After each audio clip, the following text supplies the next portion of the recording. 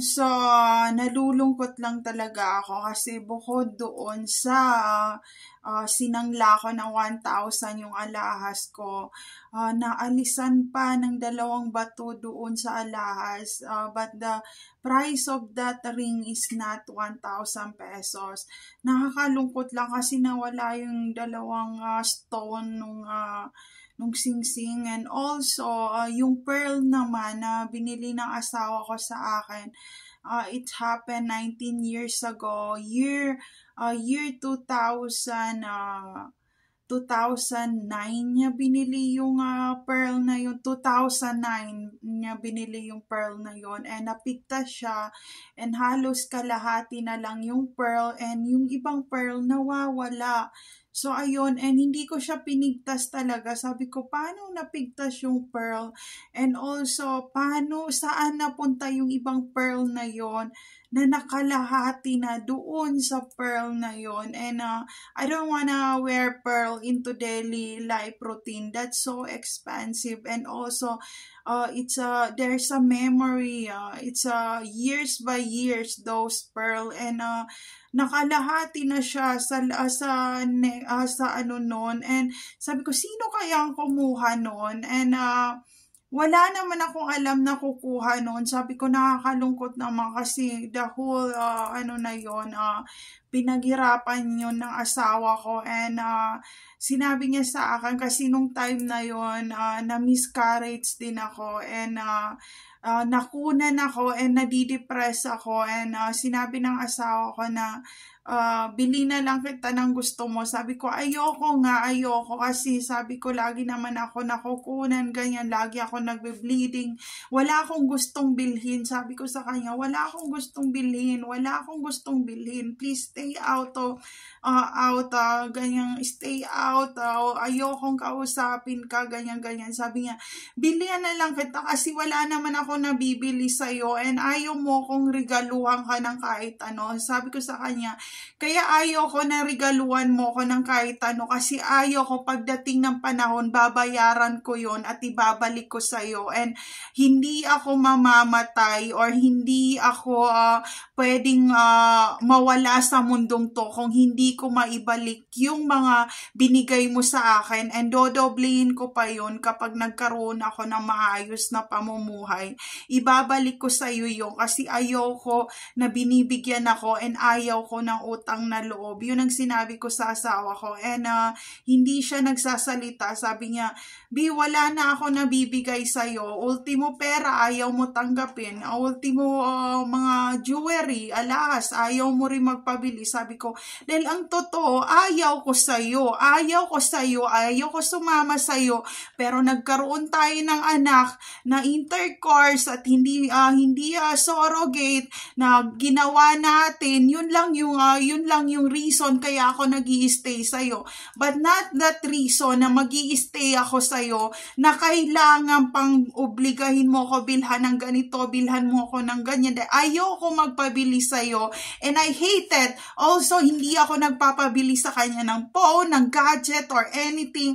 Basta sinabi ko sa kanya, wag mo na akong bilhan ng kahit ano. Please, get out. Ayoko nang kahit ano, and pinilit niya akong bilhan, and sabi niya, sige na kasi nga naka number 1 ako ngayon sa opisina, and yung ibang mga kasama ko, niregaluhan nila yung mga misis nila ng mga kung ano yung gusto at yung mga pamilya nila para raw, kumbaga dumami pa raw yung blessing na darating sa buhay nila, sa pamilya nila, sa pagsasama nila. Parang kumbaga yung ibibigay raw na regalo na yun, parang bibigat raw yung relasyon at mahirapan raw na buwagin or buwagin kung ano yung couple relationship. So parang yun yung kumbaga yung jewelry na yun mapupunta pa yun sa next generation nung root ng family tree na hindi lang ikaw ang magkikip, and pwede pa sa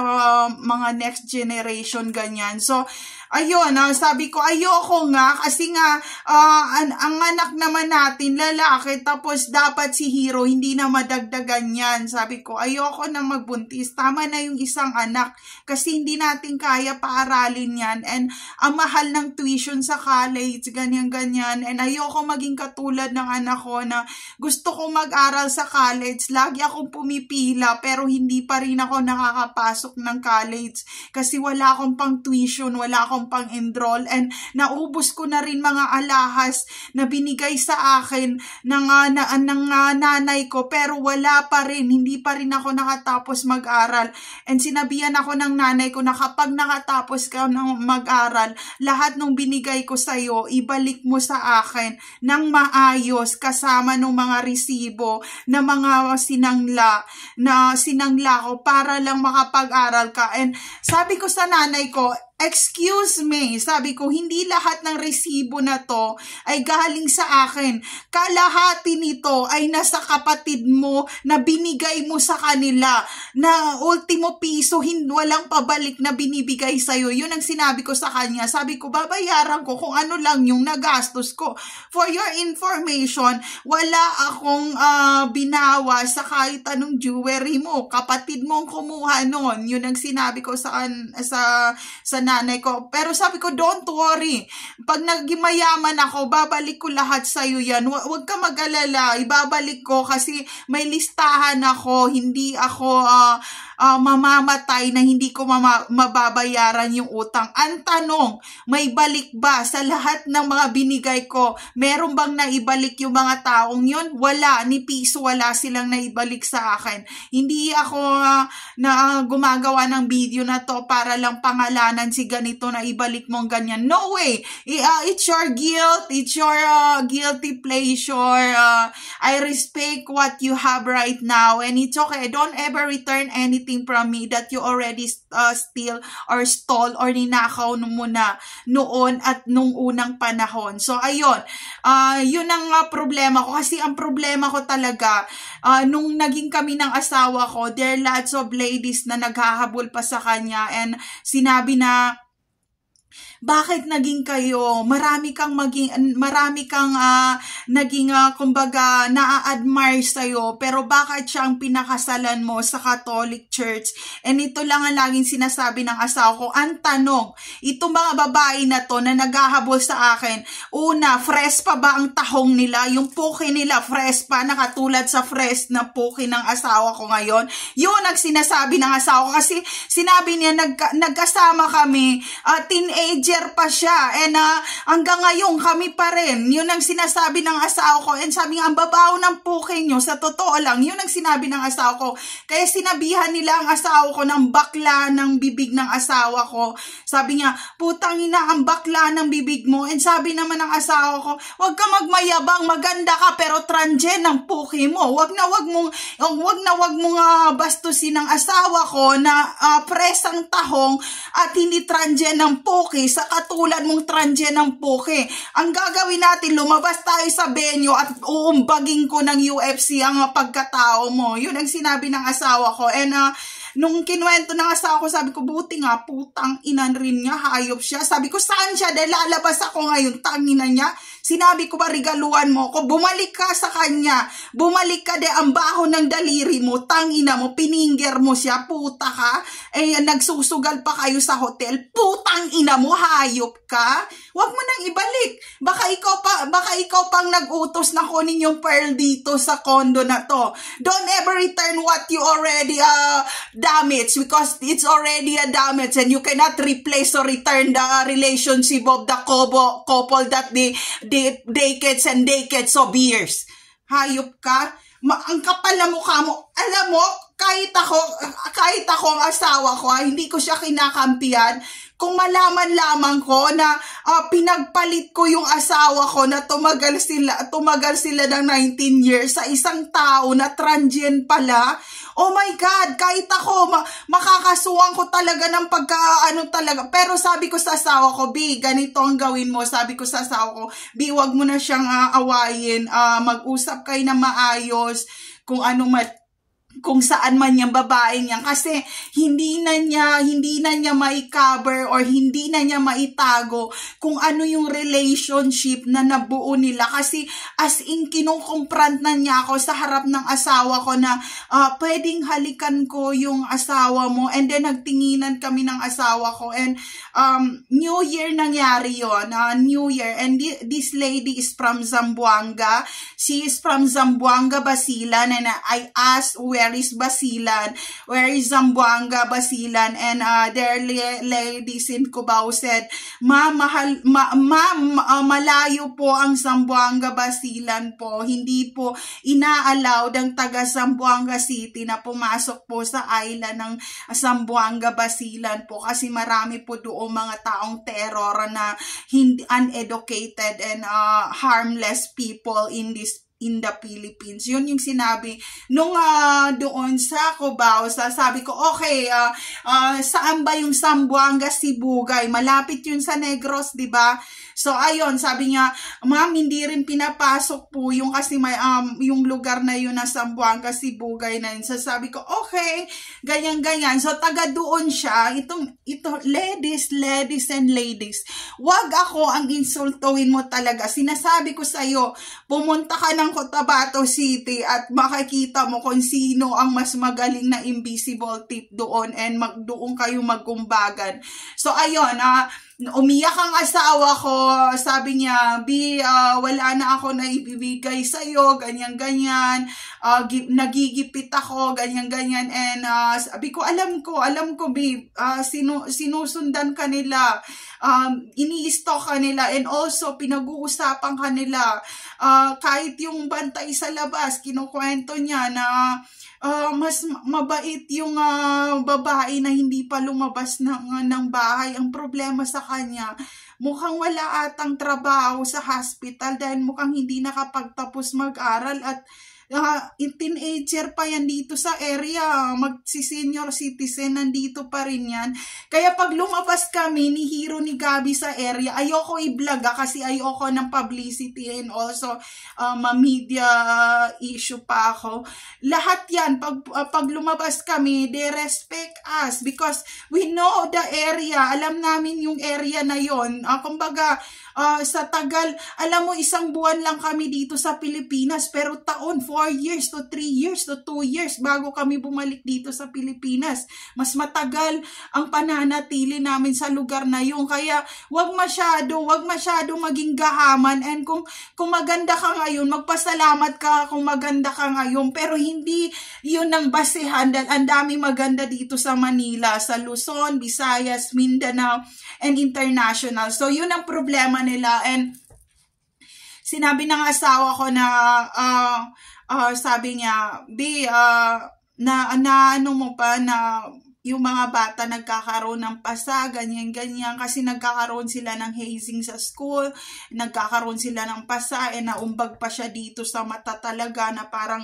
dinalmation yung anak ko, and ganyan. Sabi ko, marami ng mga kwento-kwentuan sa school about those ladies, ganyan, sabi ko sa asawa ko, and pati yung mga kaklase na mga anak ko, na wala na sila ngayon, nandito na sa Pilipinas, lagi nila kayo kwento na sabi niya, ibang-ibang ugali niya sa real mommy of Hero and Gabi, itong babaeng to. Kasi itong mga batang to, nakita pa namin to nung nasa kinder pa lang sila. Itong mga batang to, so tinandaan yung mukha ko, ganyan.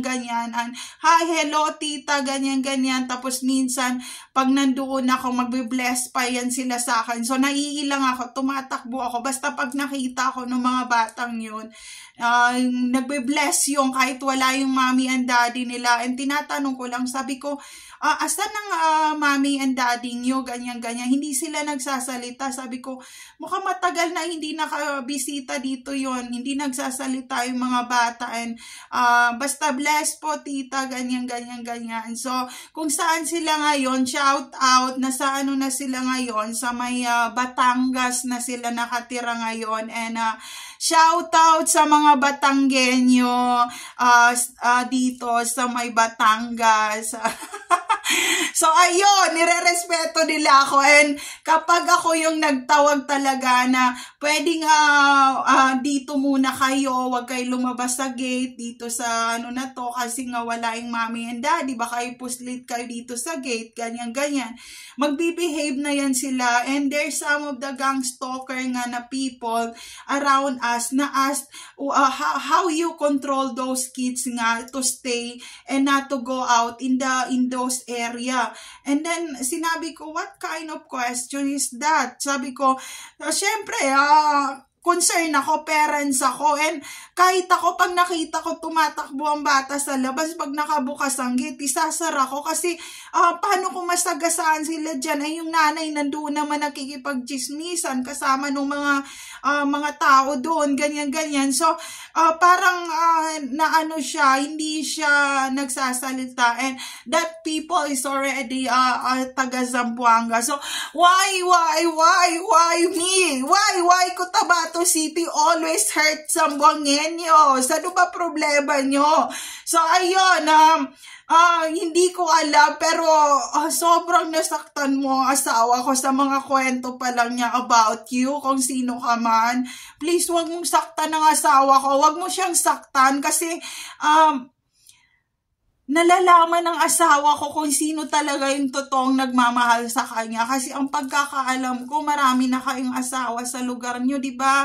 So magbawas-bawas muna kayo ng asawa. Pilihan nyo kung sino yung ano. Kasi 19 years na kami ng asawa ko, hindi pa ako nakalabas ng bahay. Yun ang problema ko. So ngayon, teenager na si Hero ngayon. May mga kaklashes siya na kinukumusta ako na, kumusta na si tita, ganyan, balita ko nag-YouTube siya. Ito naman si Hero, may pagkasiloso to magpagkasiloso tong anak ko na to na panganay. Ang gagawin niya, kasi close to sa akin tong batang to, kahit nung baby pa yan, mommy, nightmare, ganyan, I cannot sleep, someone catch me and put me in the dark place, and inside the closet, and I cannot breathe, mommy, ganyan, and pull out the zipper of my pants, and then pop out my dragon, ganyan. Sabi ko, oh my God, what's the nightmare? Ganyan, sabi ko, ano yon?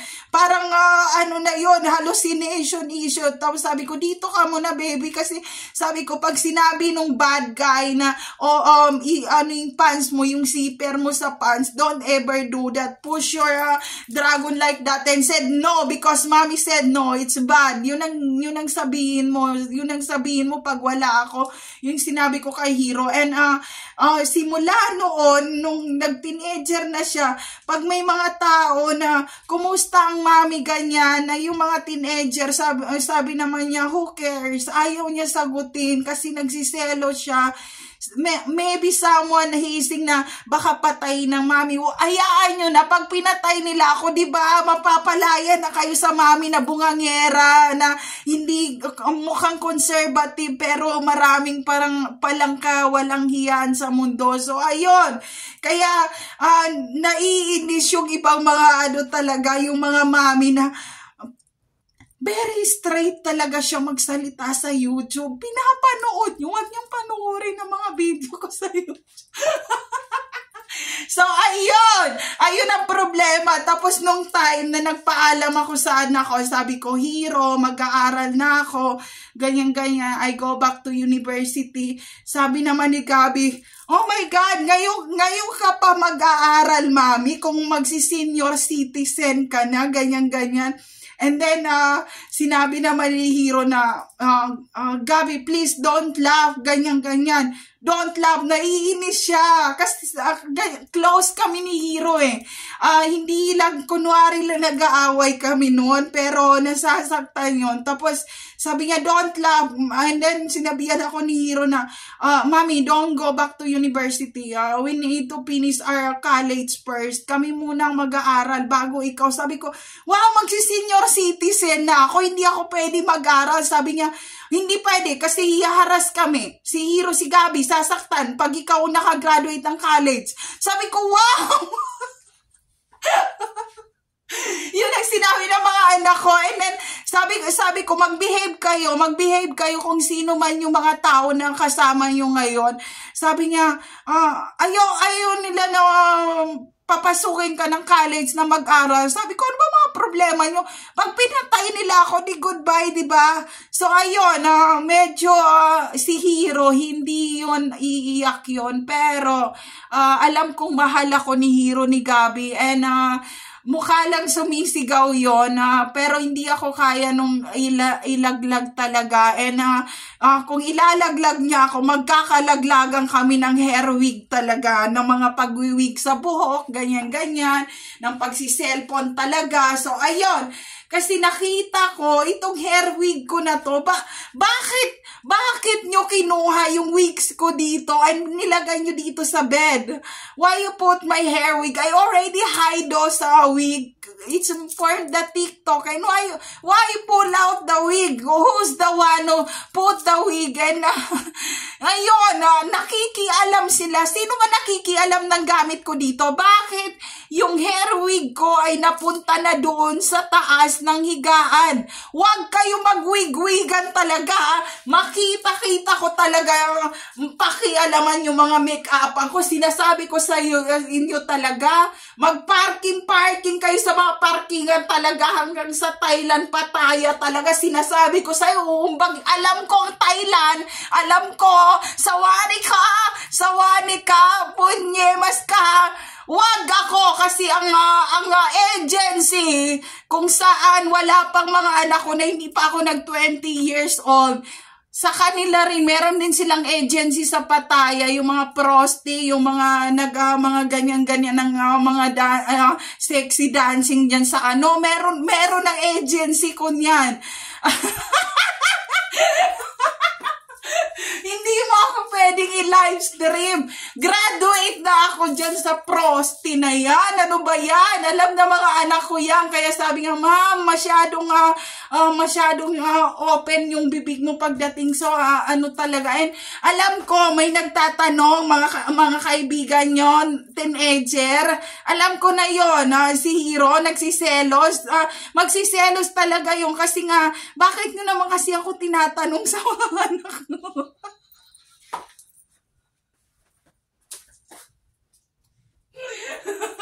So, yun ang problema. Yun ang problema pag nabantayan mo ang anak mo ng 0 months hanggang years, hanggang mag-teenager. Yun ang ayaw niya. Ayaw niya talaga. Kaya ayaw niya magpakita ng face mask niya dito. Kasi nga sabi niya, parang lagi siya tumitingin sa salamin. Sabi niya, napapadami yung pimples ko. Dumadami raw yung mga pimples niya, ganyan. So, be aware sa pagsuot ng hair wig, sa ano yan, sa Pattaya yan. Meron din yang merong bar din yan sa Hong Kong, meron din bar yan sa China, meron din bar yan sa Indonesia, meron yan sa Malaysia, meron yan sa Taipei, meron yan sa Europe, sa Germany, sa US, sa lahat ng state ng US. Hindi mawawala yung KTV bar na yan. Ang tanong, ito ang tanong, advice ko sa inyo, kailan kayo makakaalis sa KTV bar na yan? Kasi ang alam ko dyan, mahigpit lumabas sa ganyang sitwasyon. Oh my gosh, nung kapanahunan ko, nung naglayas kami, nung time na yan, nung naging illegal prosti slash professional yung pero hindi professional yung costume-costuman lang ang professional, pero pagdating doon naked ang labanan talaga. Grabe, hinabol kami kasi nga sobrang yaman nung boss. Ultimo lahat namang transportation through that agency nandoon. Meron silang bus, meron silang taxi, meron silang ambulance, meron silang sariling police station, meron silang sariling hospital, meron silang Meron silang lahat ng connection, meron silang pa-vibe, lahat ng vibe, meron silang sariling mga passion na mga tindahan, meron silang sariling mga KTV bar, meron silang sariling eroplano, meron silang sariling jet. Yun ang problema. So, nung time na yon, ang nangyari, hinabol kami, kwento lang sa ibang bansa kasi matagal na to, more than 20 years na nangyari to. Ang nangyari niyan, hindi lumabas kami nung time na yun kasi yung glass door nung agency talaga pag ganun, yung pag ganyan siya. And then, kailangan bantayan kasi naka-censored. So, ang ginawa namin nung time na yun, naggaganon-ganon na. Yung kasama ko, sabi niya, kailangan natin makaalis dito and also go to the near consulate or embassy to said hi and hello. Ang problema, nung time na may nauna sa amin, pumunta sila sa consulate to the embassy, nandun din yung boss kasi meron din siya connection to those consulate or the embassy. So umatras sila dahil hindi sila pwede pumasok dahil nauna pa sila doon sa loob with the police. So ganon ang prosti ngayon. Yun ang ayaw kong pasukan ng kahit sino. Advice ko lang sa inyo, mahirap kalabanin ng mafia. So anong ginawa namin? Di nagsara ng ganyan. Sabi ng kasama ko, pagtapon basura, takbo tayong dalawa. And then walang iwanan. Sabi ko, walang iwanan kahit maiwan lahat. Wala kaming dala. Kahit anong maiwan, takbo diretso, ganyan. So tinapon namin yung basura doon malapit sa pagtakbo namin, hinabol kami nung nagtawagan sila dahil meron palang CCTV, nakikita kami na nagtapon doon ng basura. Maya-maya police patrol na, nagpatrol ng police, ganyan. Pagkatapos naman, may parang wang-wang ng ambulance naman. Pagkatapos nun, nandyan na yung taxi. And then, maya-maya, nasa harap na namin. Saan kayo pupunta? Sabi, nagganon kami. And then, kasi yung kasama ko, nakaedad na siya. And kung buhay pa siya ngayon, siguro patay na.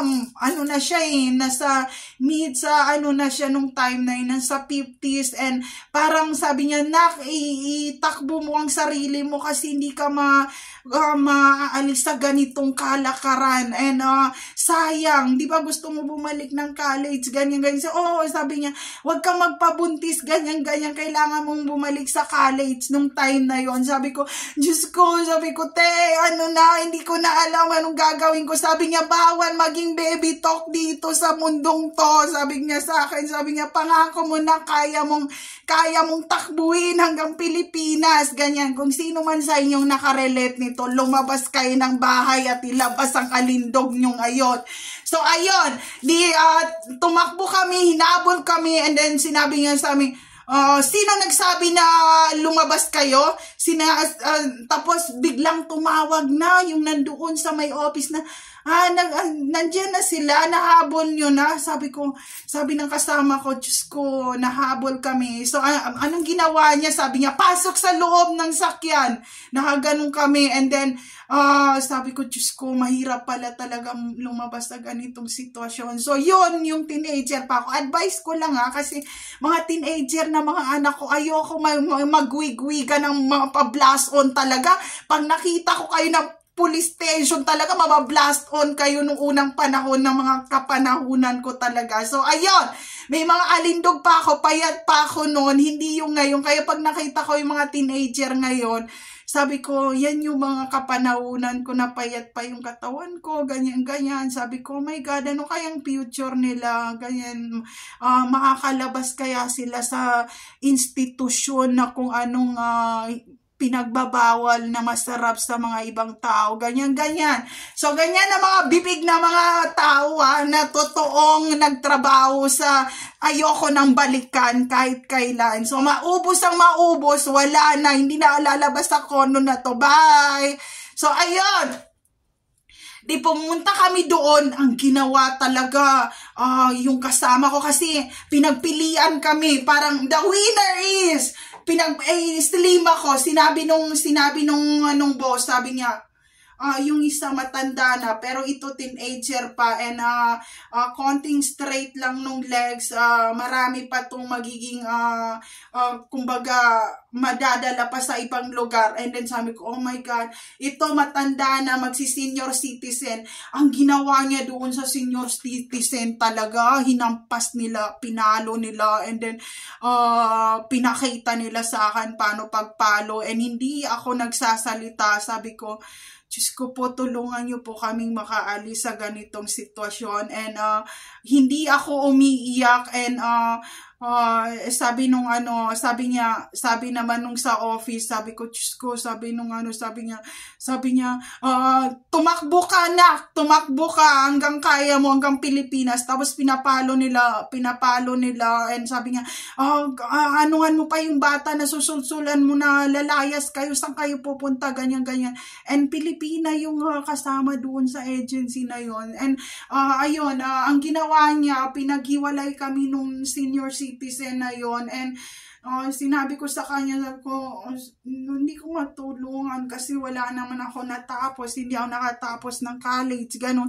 And then sinabi nung boss na yon, sabi niya, yung isa mamaya dalhin sa opisina ko, ganyan, ako raw yon ang dadalhin. Tapos yung isa, hiniwalay nila, hindi ko alam kung saan nila dinala, basta dinampot, nasa ground na siya, merong mga sakyan, hindi ko alam, ganun ang problema, diba? Kaya kahit nasabihin nila, hi, hello, si ganito ako, wag kayong sumama. So, ayun, ang ginawa nitong boss na to, di doon na kami sa office.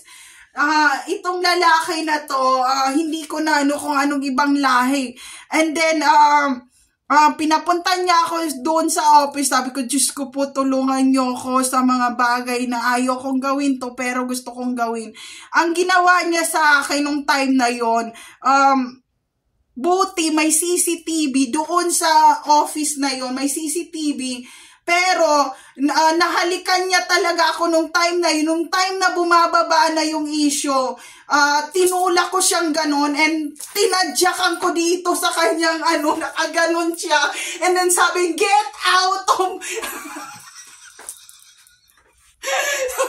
sabi ko, nakaganon siya, and then natulak ko siyang ganon, and then parang umatras siyang ganon, and then sabi nga, lumabas ka ng office na to, kasi nga meron CCTV doon, and then konti lang na nakadampi yung niya dito, and parang gusto ko siyang ganunin talaga, and then dahil malaki yung katawan niya, ang nasabi niya, get out sa office, dahil nga, uumbagin ko na siya ng paganon sa table talaga nung time na yon. Sabi ko, magmula noon, parang tuwing ibabalik ako nung employer doon, natatandaan niya ako, sabi niya, ikaw na naman, kasi nga talagang kahit na ibigay ako sa employer, nakikipag-away ako sa bahay. And ang problema naman, sabi niya, ngingi talaga nitong katulong na to, ganyan ang bibig ko.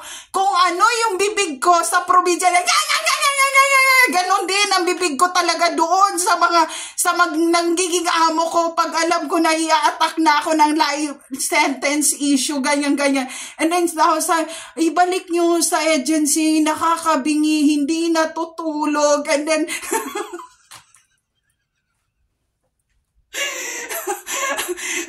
pag nandoon naman yung lalaki na yun, sinabi niya, ikaw na naman, and then paghampasin ako nung ibang doon, sabi niya, wag yung saktan. Sabi ko, wow, wag yung saktan. Parang nakatingin siya sa akin, kaya masama yung tingin ko sa, wag, hanggang doon ka lang sa lips, hindi ka makakapunta sa saan na gusto mo. Yun yung nasa isip ko, and sabi niya, tama na, wag paluin. Sabi ko, wow, kala mo na, preserve, o ipa-preserve talaga, or ilalagay sa freezer para ma-preserve. So, ayun, yun ang problema ko. Nag-self-defense lang ako, and dahil nga tinatawagan na siya ng asawa niya sa phone nung time na yon, siguro yung gusto niyang kalibugan, doon na niya inuwi sa totoong asawa niya sa bahay. Yung pagtigas ng titi niya nung time na yon. So, ayun. Kaya wag ako ang kalabanin nyo dahil talagang uumbagin ko siya ng, sabi ko, ay Diyos ko, pati yung Pilipina na yun na talaga masasabunutan ko siya. Pero gumanyan lang ako. Sabi niya, wala ka man lang reaction sa pagpalo ko, sa gusto kang kampihan, ganyan.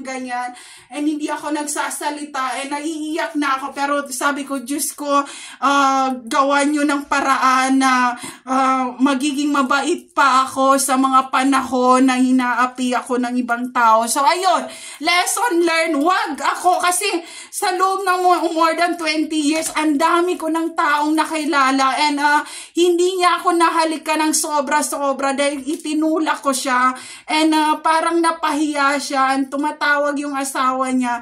Ang problema, tuwing makikita niya ako, parang pumapasok yung time na hindi siya kagandahan pero palaban ang puta, and nagigigil ako, and tuwing magkikita yung mata namin, parang naiinis din ako. Sabi ko, ang laki ng katawan mo, gustong-gusto kitang isumo wrestler talaga. So, ayun, nung time na parang hahampasin ako nung employer kasi gaganunin niya ako, sabi niya, hayop ka, isang araw pa lang nalayas ka, tas ang lakas ng bibig mo, parang ikaw pa yung madam talaga, ganun.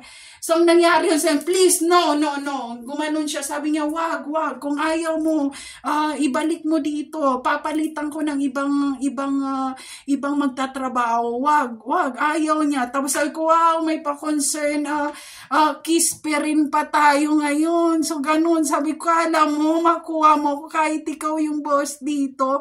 So, ayun, nung ganun ko pala, nalaman ko, boss pala yun. So, shout out kung buhay ka pa, wag ako.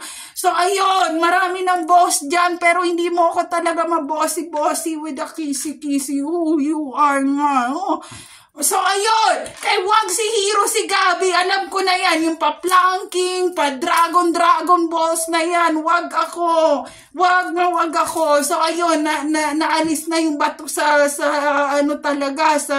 singsing. So, wag nang hanapin, hindi ko alam kung sinong nag-postlit noon. Alam niya na mamahalin yung bato, kaya niya inalis. 1,000 pesos lang naman yung binalik sa akin.